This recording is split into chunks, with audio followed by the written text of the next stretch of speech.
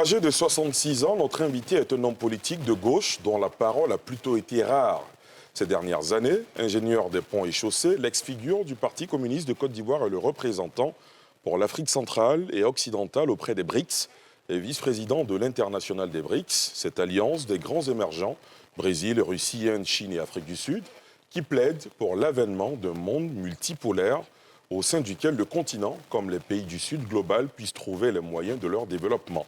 Sur le plan national, l'ex-directeur général du Bénin et vice-président exécutif du Parti des peuples africains Côte d'Ivoire, chargé de la promotion du panafricanisme et de la région des lacs. En mai dernier, le parti fondé par l'ex-président ivoirien Laurent Gbagbo a investi ce dernier comme son candidat à la prochaine présidentielle de 2025, sauf que, jusqu'à ce jour, l'éligibilité de son mentor n'est pas gagnée vu qu'il n'est toujours pas inscrit sur la liste électorale, malgré les assurances affichées par plusieurs hauts cadres du parti. À 10 mois de la présidentielle, le PPACI va-t-il maintenir cette posture que certains qualifient de déni de la réalité ou va-t-il réévaluer ses cartes pour proposer un plan B? Quel PPACI à la prochaine présidentielle? Quelle gauche? Quelle opposition de façon générale? Comment analyse-t-il les enjeux de cette élection capitale pour notre pays? A-t-il des ambitions pour diriger la Côte d'Ivoire un jour? Les BRICS en Afrique, son aventure avec le président Alpha Condé, les enjeux sociaux, économico-politiques de la sous-région ouest-africaine, autant de sujets que nous soumettons sans réserve ce soir à Awa Domelo. Monsieur Awa Domelo, bonsoir. Bonsoir. Merci d'avoir accepté notre invitation. Merci aussi de m'avoir invité sur votre plateau. Merci beaucoup. Avant d'ouvrir cet entretien, je vous propose à vous et à nos téléspectateurs de suivre votre portrait.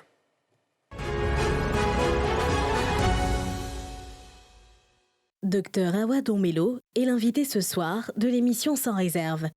Doctorat, ingénieur des ponts et chaussées, DEA de génie mécanique et cours complémentaires d'économie d'entreprise. Awa Domelo est né le 23 juin 1958 à Bongouanou.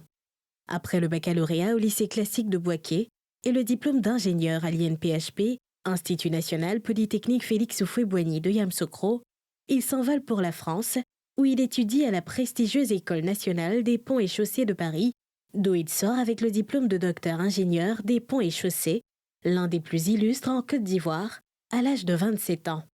Au plan professionnel, il a dirigé le BNET, le Bureau national d'études techniques et de développement.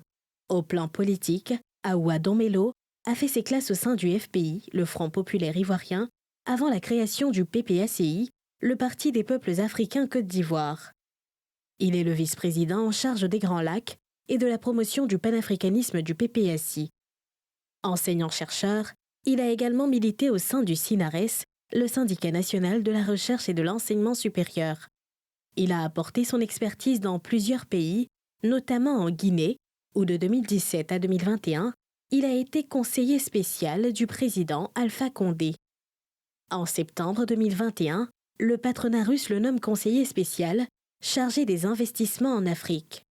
Il est le vice-président de l'Alliance des BRICS, une association interétatique qui est l'union des 10 grandes économies en développement dans le monde, notamment le Brésil, la Russie, l'Inde, la Chine, l'Afrique du Sud, l'Égypte, l'Éthiopie, l'Iran, l'Arabie saoudite et les Émirats arabes unis. Le panafricanisme, la vie politique ivoirienne, son parti le PPACI, la question du franc CFA, seront entre autres les questions qui seront abordées sans réserve ce soir au cours de cette émission. Monsieur Awa Domelo, vous êtes Monsieur Afrique des BRICS. Expliquez-nous en quoi consiste votre représentation de l'Afrique centrale et occidentale au niveau des BRICS. Quel est votre cahier des charges, votre feuille de route? D'abord, il faut faire une distinction nette entre les BRICS, Bien sûr, qui est un club de chefs d'État de pays émergents, dont on connaît actuellement les différents membres, et l'Alliance internationale des BRICS, qui est le lien entre les BRICS et les pays non membres des BRICS. Et donc, nous, notre rôle, c'est justement de faire la promotion des idéaux des BRICS dans le monde non-BRICS, afin d'amener beaucoup de pays à intégrer le groupe des BRICS, mais aussi d'établir des relations entre les pays BRICS et les pays non membres des BRICS. Donc voilà, succinctement présenté. Maintenant, moi, j'ai intégré l'Alliance internationale des BRICS en 2021, à la suite du coup d'État qui a emporté le régime du président Alpha Condé. Et par la suite, j'ai été désigné représentant de l'Alliance internationale des BRICS pour l'Afrique de l'Ouest et l'Afrique centrale. Et une année après, eh bien, j'ai été promu à la vice-présidence de l'Alliance internationale des BRICS en charge des projets stratégiques. Ça a été un coup du destin de nos recherches. Vous étiez en Guinée, vous êtes allé en Russie pour une mission au profit du gouvernement guinéen incarné par le président Alpha Condé à l'époque. Et le lendemain de votre arrivée à Moscou, il y a un coup d'État en Guinée. C'est comme ça que l'aventure commence, vous confirmez? Ben oui, c'était comme ça. J'étais en mission pour négocier justement un grand projet, puisque vous savez que la Russie a été le premier pays à exploiter la bauxite en Guinée.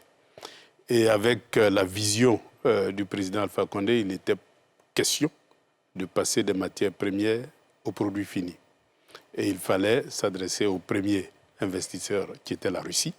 Et donc, on avait fait tout le dossier technique et il était question donc d'aller négocier directement pour conclure un accord stratégique entre la Russie et la Guinée.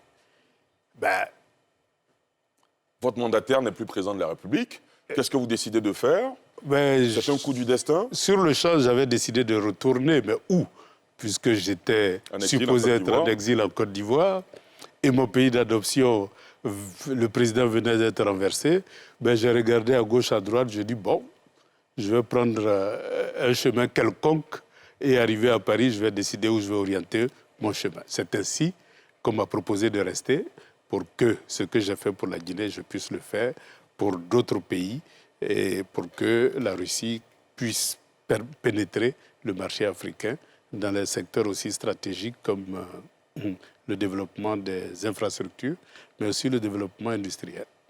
Alors, l'Égypte, l'Afrique du Sud et l'Éthiopie, vous le savez mieux que moi, font partie aujourd'hui, sont les 3 seuls pays africains membres de l'institution. Quel impact à court, moyen et long terme, quel intérêt un pays comme la Côte d'Ivoire, le Ghana, aurait à intégrer l'Alliance des BRICS?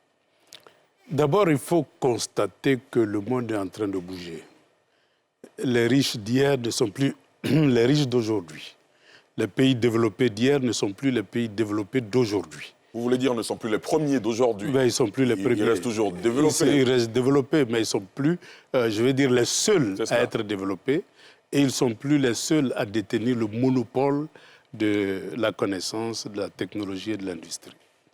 Et donc, dans cette dynamique-là, eh bien, l'approche des BRICS paraît être compatible avec la vision de coopération multipolaire dans laquelle le monde est plongé. Et donc, notre stratégie à nous, surtout moi en tant que vice-président en charge des projets stratégiques, c'est de chercher le meilleur des BRICS pour l'Afrique. Alors, les BRICS, c'est vrai, mais certains voient dans votre démarche un positionnement pour renforcer l'influence de la Russie en Afrique de l'Ouest. C'est presque clair dans vos propos. Est-ce que cette influence est bien vue? Est-ce que votre démarche est approuvée dans l'environnement dans lequel nous sommes? Vous savez, historiquement, la Russie a contribué à faire passer l'Afrique de statut de pays colonisé au statut de pays indépendant. Comment? Et donc, prenez le cas de la Côte d'Ivoire. Le PDCI-RDA est né avec l'impulsion du Parti communiste français, qui était membre de l'internationale communiste dirigée par la Russie.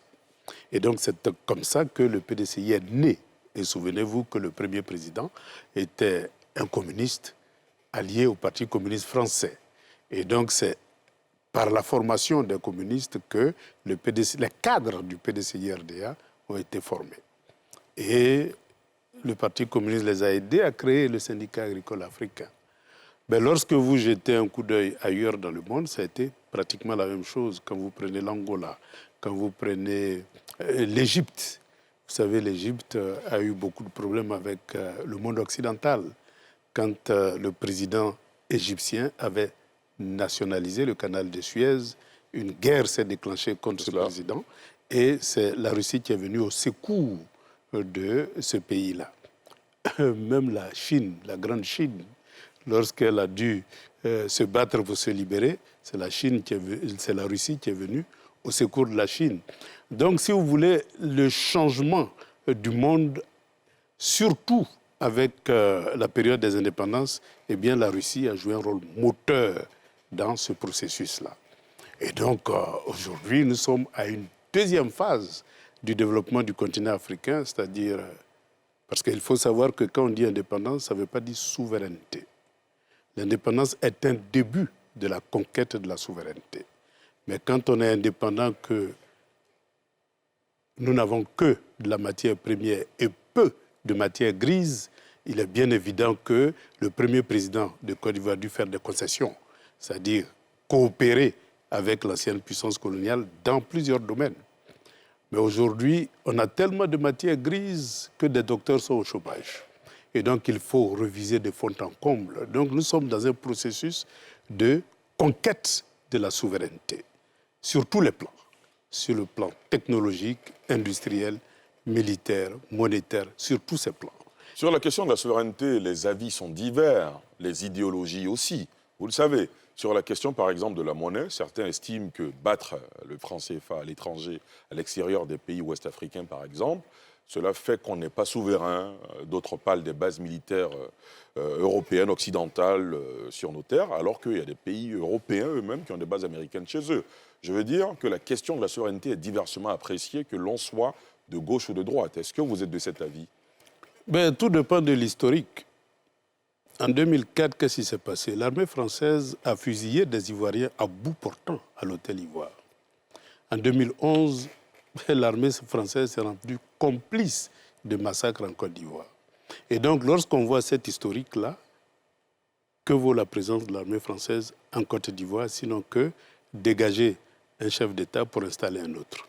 Et donc, ça a des relents de combat contre la souveraineté d'un pays. Et donc, il est important que notre agresseur d'hier ne peut pas continuer d'être notre gardien. Et donc, il est important qu'on puisse reviser des fois en comble ces différents accords-là pour que progressivement, eh bien, la Côte d'Ivoire puisse assumer sa pleine souveraineté en matière de défense et de sécurité. Et donc, quand on voit l'histoire, on se rend compte qu'il y a incompatibilité entre la présence de l'armée française et la souveraineté des États africains qui peut être mise à mal par cette présence-là. Souvenez-vous, dans l'histoire du continent africain, combien de fois Sékou Touré n'a pas été attaqué par les services français lorsque Sékou Touré a voulu avoir son indépendance. Souvenez-vous de Patrice Lumumba qui a été liquidé, même tout près Gilles-Christ Olympio qui a été liquidé aussi par l'armée française. Donc, toute cette histoire-là montre bien l'incompatibilité de la présence de l'armée française avec la souveraineté des États africains. En Côte d'Ivoire, il y a le camp de l'Homo Sud qui a été libéré par les forces françaises. Et il est annoncé pour bientôt la libération également, le retrait, sinon le départ des forces françaises de l'illustre 43e Bima. Je dis illustre parce qu'il est très connu dans l'histoire de la Côte d'Ivoire. Comment vous analysez cette actualité? C'est une évolution positive, mais il faut dire que cela est insuffisant. Parce que les relations militaires entre la Côte d'Ivoire et l'Afrique, ça fait partie... Entre la France et l'Afrique, la France et l'Afrique, ça fait partie. C'est un accord de coopération. C'est cela. Et cet accord de coopération, là, avec les nouvelles technologies militaires, on n'a pas besoin d'être en Côte d'Ivoire. On peut être partout dans le monde et puis intervenir partout dans le monde, surtout qu'avec les missiles, c'est beaucoup plus facile. Donc, c'est une question d'accord de coopération militaire. Et tant qu'on n'a pas révisé de fond en comble cet accord militaire-là, réduire la voilure, rétrocéder 43e Bima à la Côte d'Ivoire, ça ne suffit pas. Parce que même un sous-marin peut se cacher pendant longtemps en Côte d'Ivoire et émerger à tout moment et puis agir. Donc il faut tout simplement réviser de fond en comble ces différents accords, surtout l'accord de défense. Quelle analyse faites-vous de la situation sécuritaire ouest-africaine en proie au terrorisme, avec la présence notamment de supplétifs russes par endroits? Comment vous avez analysé et accueilli, vous, la vague des coups d'État qui ont touché Bamako, Ouagadougou et Niamey?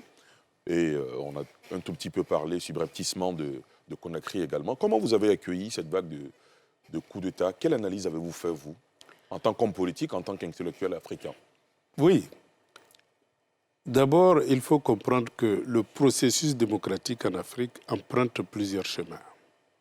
C'est le constat que nous faisons. Parce que lorsque on a le multipartisme, souvent on confond multipartisme et démocratie. Or, le multipartisme, ce n'est que le début d'un processus qui doit nous conduire à la démocratie. Mais les caractéristiques fondamentales du multipartisme, c'est qu'un parti prend le pouvoir et transforme l'État en propriété du parti. C'est-à-dire que l'armée, la police, l'administration, la gendarmerie, le Parlement, toutes les institutions de la République deviennent la propriété d'un parti. Et les autres partis politiques, pratiquement, sont traités d'une manière inégale. Moi-même qui suis devant vous, lorsqu'il y a le multipartisme, bien que tout premier docteur ingénieur des ponts et chaussées de Côte d'Ivoire, eh bien j'ai été chassé de l'ENSTP tout simplement parce que j'étais militant d'un parti d'opposition en 1990. Et donc on a préféré se débarrasser d'un enseignant-chercheur ivoirien, le premier du genre, en Côte d'Ivoire, tout simplement parce que je n'avais pas l'étiquette politique nécessaire qu'il faut pour... Donc, ce genre d'inégalité-là, c'est ce qui caractérise le multipartisme. C'est-à-dire que, eh bien, la question de la citoyenneté est à double vitesse. Quand vous êtes membre du parti au pouvoir, vous avez tous les droits, mais quand vous êtes en dehors du parti au pouvoir, vous n'avez pratiquement aucun droit. Ni droit au travail, ni droit à la justice, ni même droit aux activités privées normales.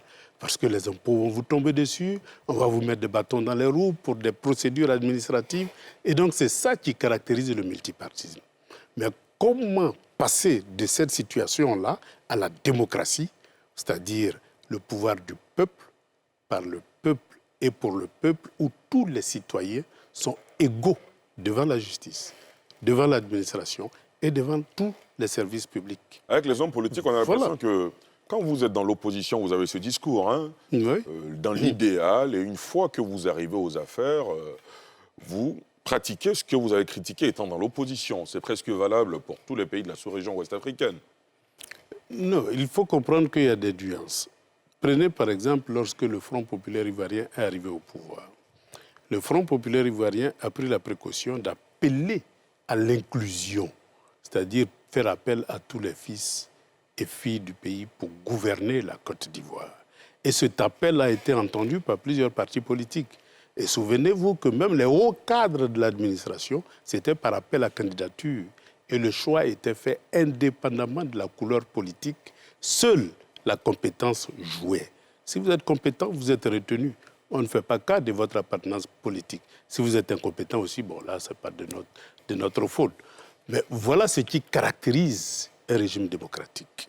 Et donc, face à ça, il est bien évident qu'il y a une différence entre un parti qui s'octroie toutes les responsabilités, tous les droits, et un parti qui veut donner le droit à chacun. Donc, cette différence-là fait que lorsque ce processus-là est complètement bloqué, où le parti au pouvoir crée carrément un parti État, où tous les instruments de l'État sont utilisés contre l'opposition, il est bien évident qu'à un moment donné, à force de tirer sur la corde, elle se casse. Certains vous diraient on observe... vous promouvez le coup d'État. Non, je fais une analyse. Oui, bien sûr. Mais en le disant, c'est une manière de justifier. Non, je fais une analyse.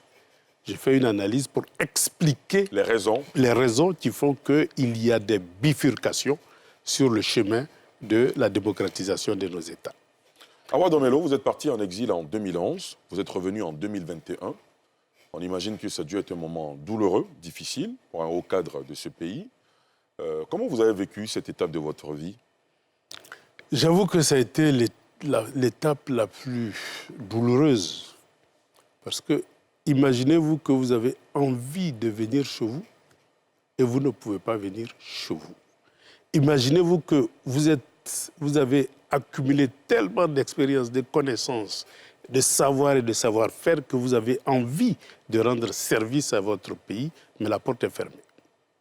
Ça, c'est le côté douloureux.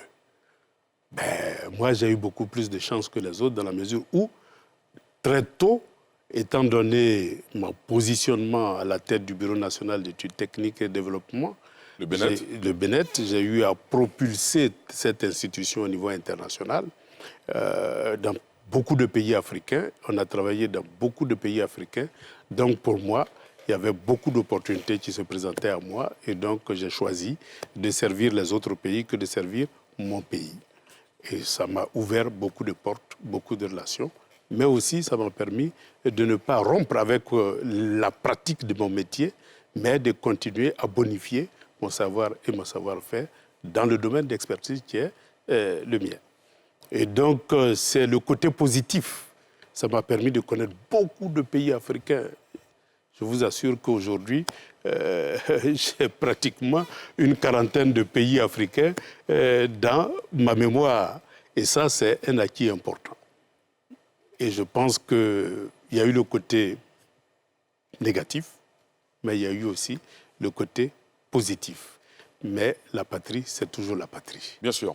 Et la patrie a un rendez-vous très important en 2025. C'est une élection qui arrive à grands pas. C'est un virage que les Ivoiriens doivent négocier de la meilleure des manières pour éviter une autre crise. Selon vous, quels sont les enjeux de cette présidentielle? Quelle analyse vous en faites? Est-ce que vous pensez que les choses vont bien se passer, comme beaucoup? Ou est-ce que vous êtes dubitatif, vous avez des réserves? Bien, tout de suite, je vous expliquais que lorsque un parti au pouvoir s'accapare de tous les leviers de la gouvernance d'un État, eh bien, il y a beaucoup de problèmes qui se posent. C'est que le jeu démocratique n'est pas équilibré, n'est pas équitable, n'est pas juste, n'est pas transparente et n'est pas inclusive. Vous constatez avec moi qu'il y a beaucoup de nos camarades, surtout dans l'opposition, qui sont frappés par la justice. Mais pour les mêmes fautes, bien souvent, ceux qui sont au pouvoir ne sont pas du tout inquiétés. Et souvent, ils sont frappés par la justice sans qu'on sache exactement quelles sont les preuves. Aujourd'hui, le président Laurent Gbagbo, que vous connaissez sa passion pour ce pays-là, aujourd'hui, n'est pas éligible. Mais c'est lié à quoi? C'est tout simplement une injustice qu'il faut réparer. Et donc, cette injustice-là, il faut que ça soit égal. Et disons que la mise sur la scène politique du président Laurent Gbagbo doit être la meilleure façon d'équilibrer le jeu politique. Prenons aussi le cas de la commission électorale indépendante. Aujourd'hui, nous avons une commission électorale indépendante qui a toutes les caractéristiques d'un parti-État. C'est-à-dire que cette commission-là est dominée par le parti au pouvoir. J'aime bien l'expression dominée parce qu'il y a quand même des hauts cadres, les partis d'opposition, au sein de la commission centrale. C'est pour ça que je choisis mes mots. Dominé par le parti au pouvoir. Eh bien, ça ne permet pas d'avoir un arbitre juste. Parce que imaginez-vous un match de football où eh bien, l'arbitre et l'arbitre de touche, les arbitres de touche, eh bien, sont en majorité des partisans d'une équipe. Il est bien évident qu'il y a des équilibres. C'est pour ça qu'il faut un arbitrage indépendant. Et cet arbitrage-là, indépendant, garantit le jeu démocratique d'une manière égale, inclusive et équilibrée. Est-ce qu'une partie de l'opposition ivoirienne ne paye pas le jeu de la chaise vide qu'elle emploie à un certain moment de la vie politique? C'est vrai que de 2000, je prends le cas de l'opposition de gauche en Côte d'Ivoire, de 2011 jusqu'en 2020, on a pratiquement boycotté toutes les élections.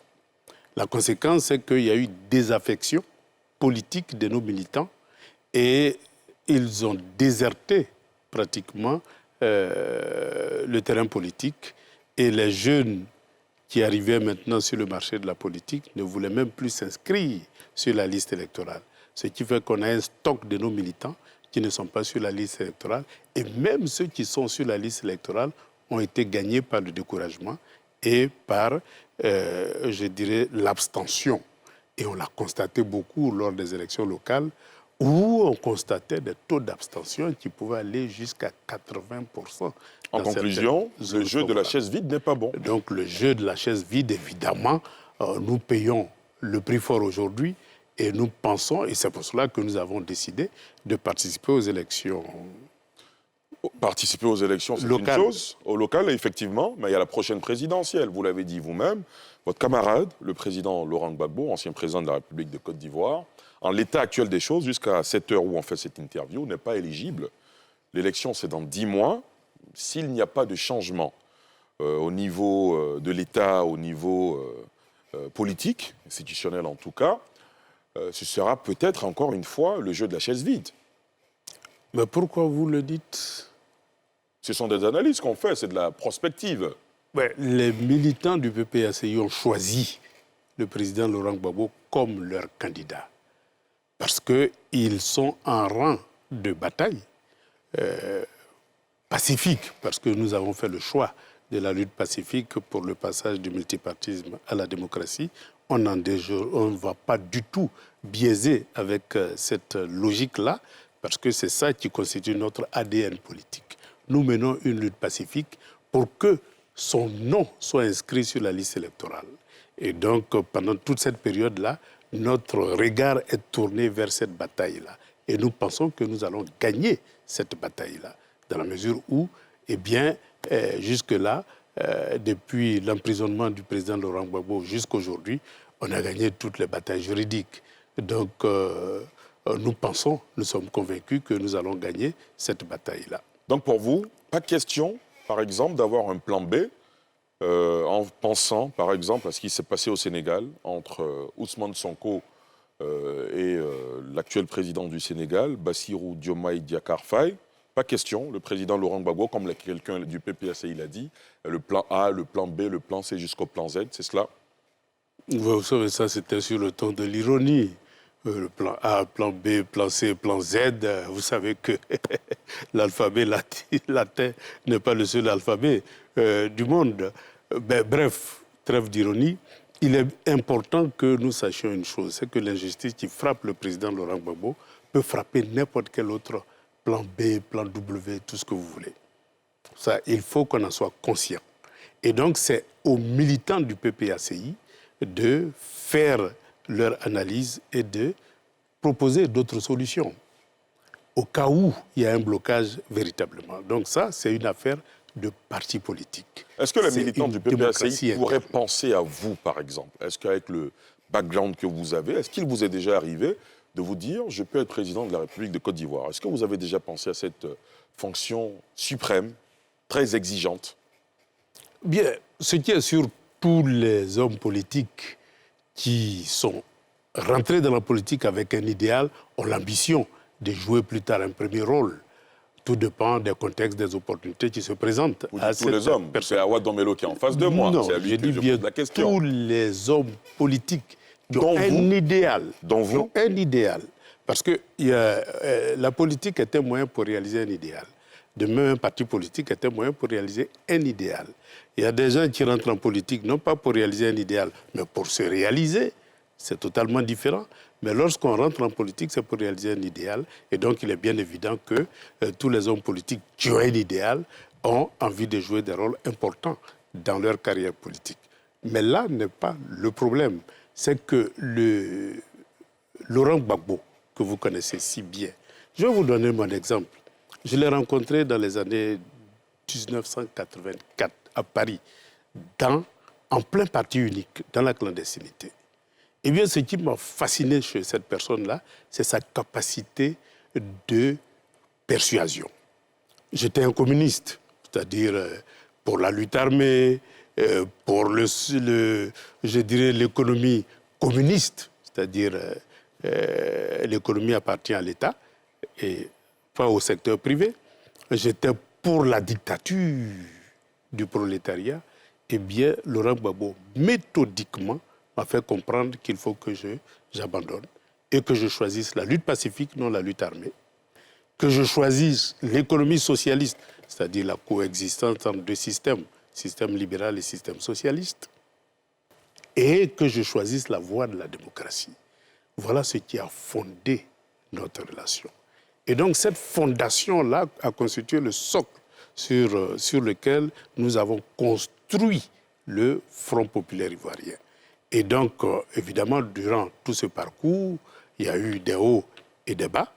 Eh bien, aujourd'hui, nous sommes en face d'un destin commun, c'est-à-dire le destin de la Côte d'Ivoire.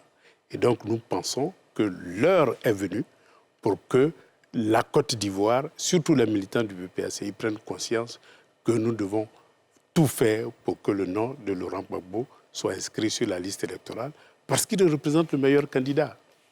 Il est le meilleur profil. Mais Laurent Gbagbo, en 40 ans, a créé plusieurs Laurent Gbagbo. Ça veut dire quoi? Ça veut dire qu'il est bien évident que quand on parle de Laurent Gbagbo, ce n'est pas sa personne, c'est son idéologie. Et cette idéologie-là, eh bien, ça a été diffusé à travers plusieurs personnes.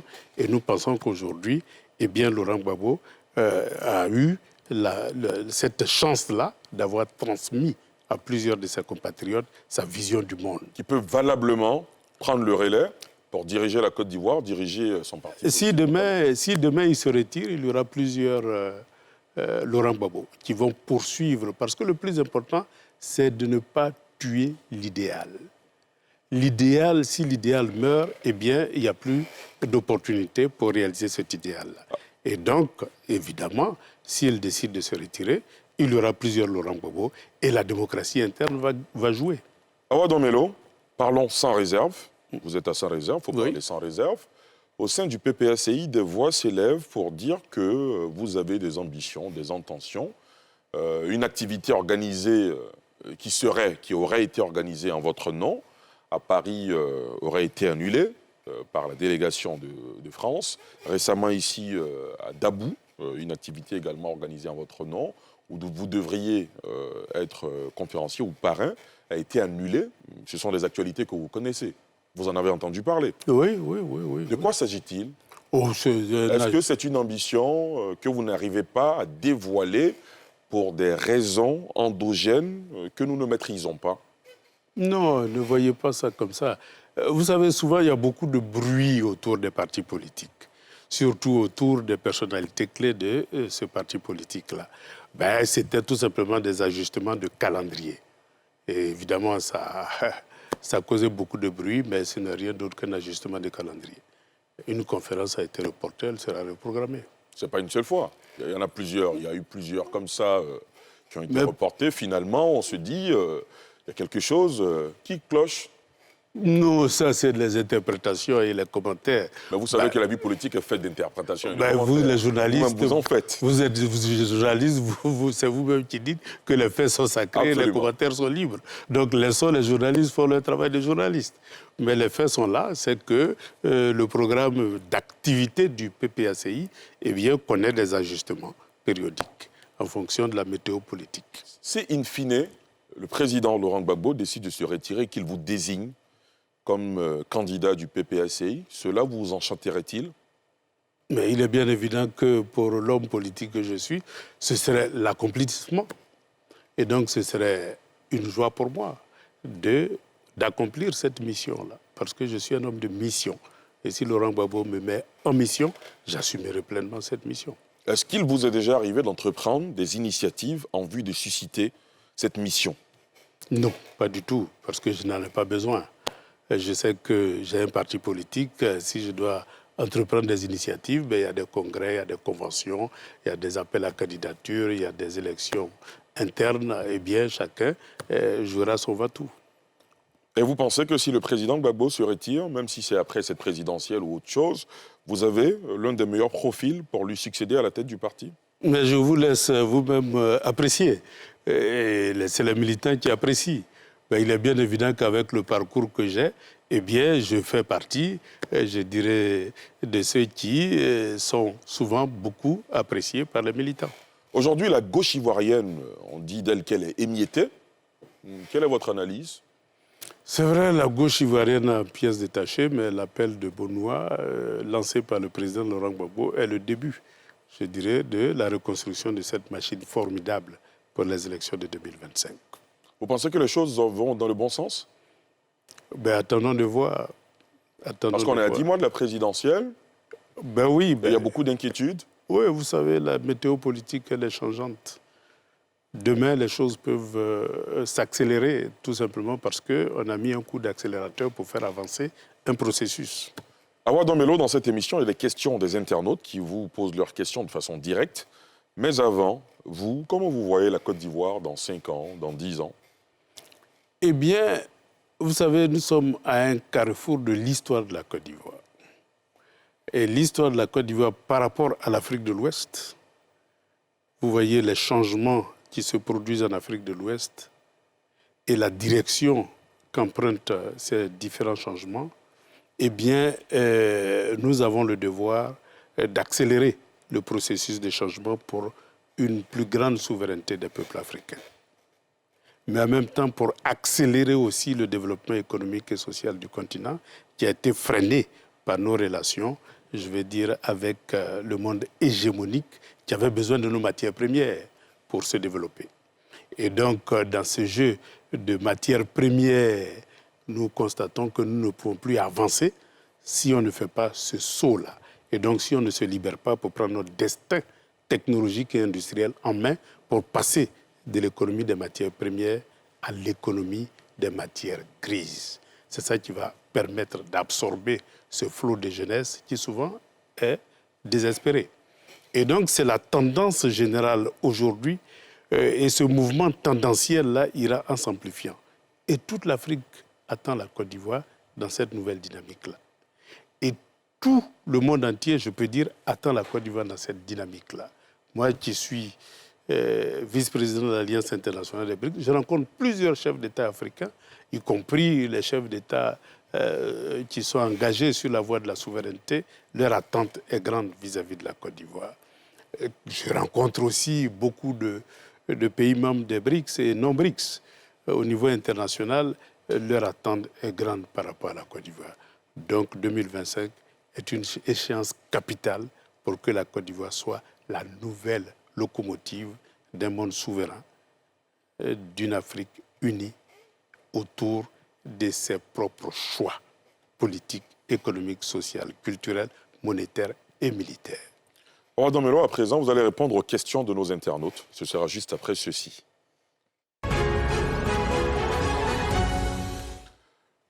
La première question d'internaute nous vient de Ange Landry Digbe qui dit « Pourquoi on ne vous entend pas assez pour défendre les causes du PPACI, votre parti ?» C'est une question qui vous surprend ou vous la comprenez? Ça me surprend dans la mesure où je fais plusieurs conférences à travers le monde au nom du PPACI. Mais c'est vrai que ces temps-ci, j'étais beaucoup plus à Moscou qu'en Côte d'Ivoire et en Afrique. Et donc, c'est tout à fait normal qu'il y ait des temps morts dans ma participation à la dynamique de développement démocratique de mon pays. Mais n'empêche que lorsque j'ai le temps, eh bien, je suis sur le terrain. Très bien. La prochaine question, on poursuit. Alors, Félix Niquez dit « Comment interprétez-vous toutes ces attaques contre vous en cette période préélectorale ?» Si vous faites de la politique, vous avez peur d'être attaqué, quittez le terrain politique. Je suis attaqué parce que... C'est le champ de rivalité de pouvoir. Oui, je suis attaqué parce qu'il y a des gens qui m'admirent et il y a des gens qui me combattent. Aussi simple que ça. Prochaine question. Copoint en bleu blanc qui dit « Dites-nous sans réserve, c'est Laurent Gbagbo qui veut se présenter ou c'est vous qui le plébiscitez ?» Laurent Gbagbo a été choisi par tous les membres de la convention du PPACI et on a eu des discussions bien avant cette convention-là pour qu'on s'accorde sur la stratégie et le choix de Laurent Gbagbo et les raisons qui militent pour ce choix-là. Donc ça a été un choix démocratique. Moi-même, j'ai fait une déclaration publique pour appeler les militants à faire le bon choix, c'est-à-dire le président Laurent Gbagbo. Parce que c'est le meilleur profil pour nous. C'est le profil gagnant. Et donc, c'est pas... non, c'est un choix démocratique. Très bien. On poursuit. La dernière question d'internaute est de Guy Ferdinand Taou. Il dit « Un mouvement de soutien est né à Paris autour de votre personne. C'est quoi le projet ?» Vous savez, on fait souvent aussi beaucoup d'amalgames. C'est un mouvement qui est né pour soutenir mes actions dans le cadre des BRICS. parce que j'ai pour rôle de faire la promotion des idéaux des BRICS à travers le continent africain. Et la diaspora africaine est un terrain qui peut permettre de favoriser la promotion de ces idées-là. Et donc, un groupe d'Ivoiriens a décidé de mettre en place une organisation pour continuer l'action que je fais au niveau de la diaspora africaine en Europe. Rien à voir avec une posture en vue de briguer Non, le même groupe s'est créé en Espagne et même j'étais parti en Espagne.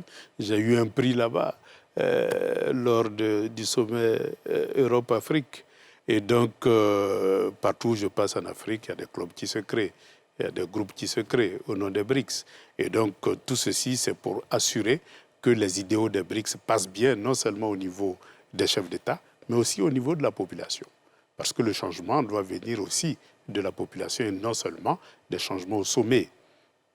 Awa Domelo, est-ce que vous avez le sentiment d'avoir répondu à toutes nos questions sans réserve?